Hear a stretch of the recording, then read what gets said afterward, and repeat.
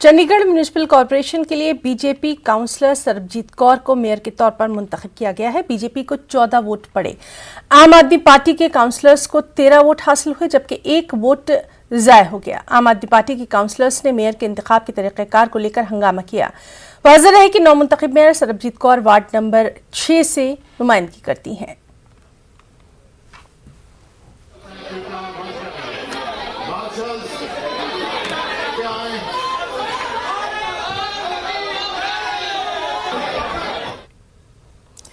जम्मू कश्मीर के बेशतर इलाकों में बर्फबारी के बायस मामूलात ज़िंदगी मफलूज होकर रह गई है।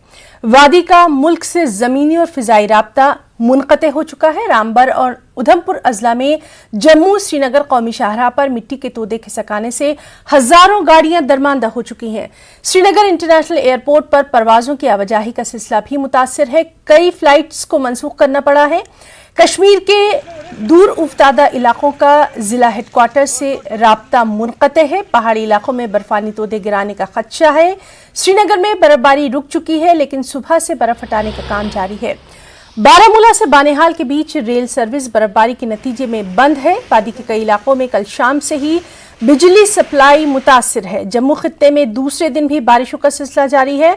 जम्मू शहर और आसपास के इलाकों में आखिरी इत्तलात मिलने तक बारिश का सिलसिला जारी था। बारिश और सर्द लहर ने पूरे इलाके में शदीद ठंड का माहौल पैदा कर दिया है। लोग अपने घरों में ही रहने को तरजीह दे रहे हैं। बारिश के नतीजे में खित्ते के नदी नालों में सतह काफी बढ़ गई है। कल से जम्मू खित्ते में मौसम बेहतर होने की पेशगोई की गई है। वादी में गुज़िश्ता रोज शुरू हुई बर्फबारी का सिलसिला